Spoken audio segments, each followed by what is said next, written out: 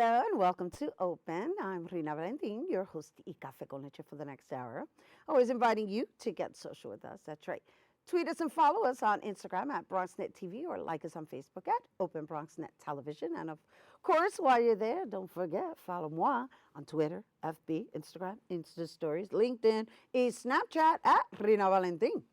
The Excellence Plus Foundation is a nonprofit organization aiming to ensure any child from socially disadvantageous circumstances due to poverty and is able, well, they're there to assist them in gaining an education. And every year, the organization holds their annual Soccer for Charities event to help raise money for scholarships and to build libraries and help pay teachers' salaries, and all in the name of transforming poverty-stricken communities. And joining us to tell us more, please welcome Excellence Plus Foundation Chair, Dr. Zach Pouga, and advisor to the board, Katie Pouga. Hello and welcome. Thank you. Good morning. Welcome. And, I made a formal introduction, but thank you for bringing your significant other. Thank you. Advisor to the board. I like that title. Thank you for having me. Thanks for having us again. Wonderful, wonderful work that you are doing. It is our absolute pleasure to bring you to our viewers every single year. Let's just enlighten them a little bit and give them a little background on your story. I am originally from Cameroon, and I've been in the U.S. for about 10 years. But I was born and grew up in a community that we'll actually describe as a poor community. And I have grown out of it and moved out of Cameroon and moved out of that community, and I've completed a lot of education, including 3 masters, a doctorate, and most of it has been because of scholarships and sponsorships by individuals or organizations. So when we get to a point where we were able to provide that example to others, we didn't hesitate a minute to put together a foundation and try to help kids in situations today that I was in yesterday, to make sure that no kid around the world is unable to go to school because they cannot afford it, especially when it is extremely cheap in very developing poor countries. How long has the foundation been in existence? Yeah. It's been in existence since 2017. Since 2017. And how long have you been married? We've been married almost 7 years now. 7 years. And how did you, contribute or choose to contribute to, because, like they always say, behind every strong man, there's a strong woman, Yeah. right? And so I'm curious to learn about how you even met. Sure, we met in Detroit, and I was serving with AmeriCorps, and I was actually serving right in Detroit, and we had met in 2009.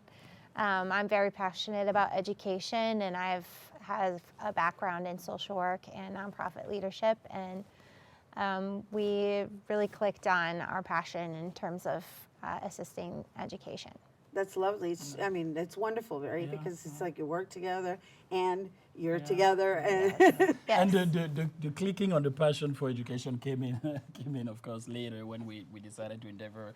And, Katie has been excellent because she has the education side of nonprofit and how to do things properly. And we have been a wonderful pair in making this happen. And with the board, the entire board of Excellence Plus Foundation, to whom I gave a lot of credit here as well today.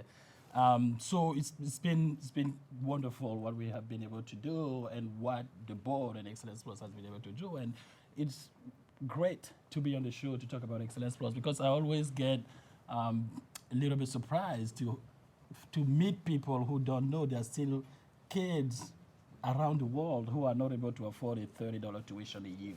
who even have teachers, right? Because, as far as I know and what I've read and learned about your organization is you pay teachers so that there can actually be a person physically present to teach versus them just having to go by whatever is given to them on paper. That's correct. The villages that we're in are actually very remote, and if the child didn't have an opportunity to afford the education, they're likely not leaving their village. And if the school in the village is not operating, they're more restricted and are staying home.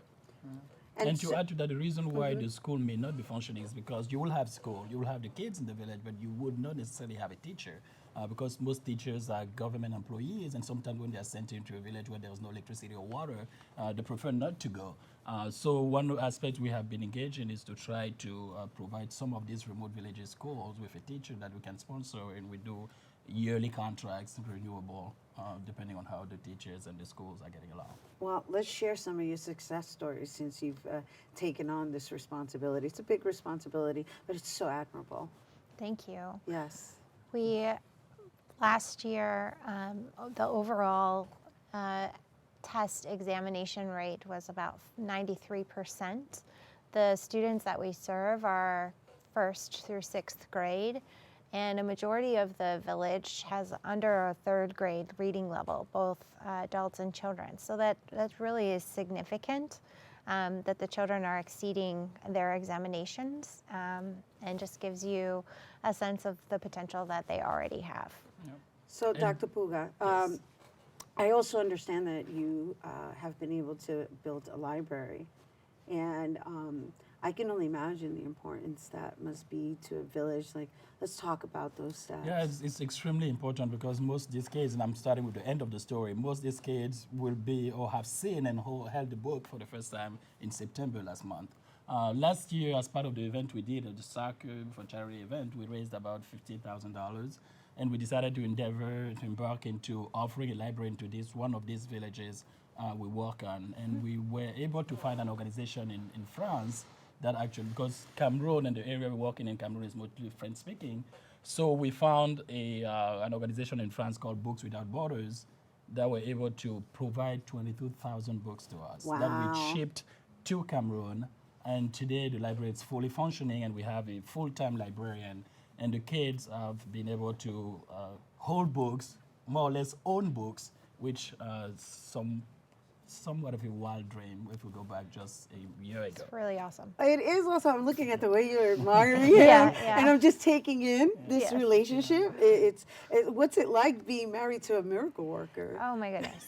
He is a star of his own. So it's fantastic to be able to be in partnership with him on this. And the truth is, I mean, she's a lot of a miracle worker than I am, I think so. Because we embarked into this, and again, Katie having the background she has, she was able to just go in and make things work properly. Right. And again, sometimes I go too fast or I tripped over myself, and she's there to remind me how to make sure that things are done very properly, because this is her work, this is her life, and this is her functions. And she's been a big, big part of all of it. Lovely. Well, life is about partnerships, right? That's right. And so before we go, let's share more about the Soccer for Charities. So tomorrow is the annual event.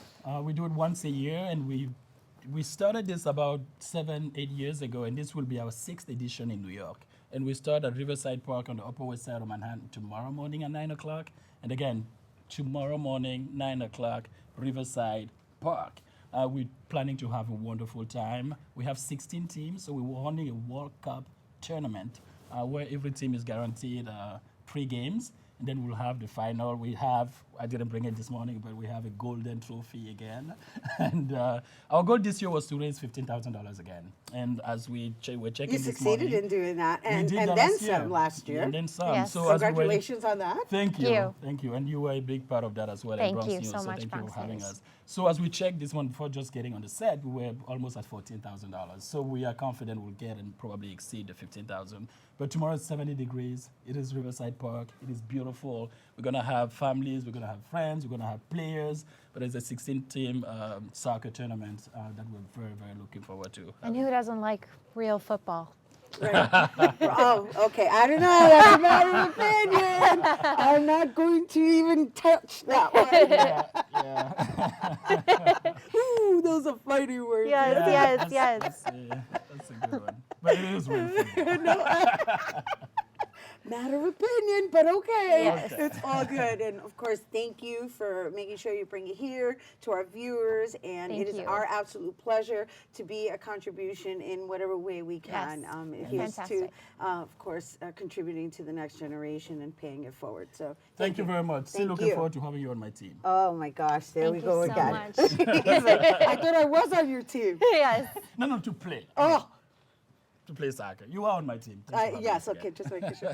Thank you. Thank you both. And once again, you guys, Soccer for Charities, a celebration for education, will take place on Saturday, October 12th from 9:30 a.m. to 12:30 at Riverside Park, located on 103rd Street and Riverside in Manhattan. And for tickets to participate in this event, please visit Eventbrite, a Soccer for Charities 2019 a celebration for education. We do have to take a quick break, but when we return, we'll hear about another fundraiser raising funds for breast cancer awareness. Don't go anywhere.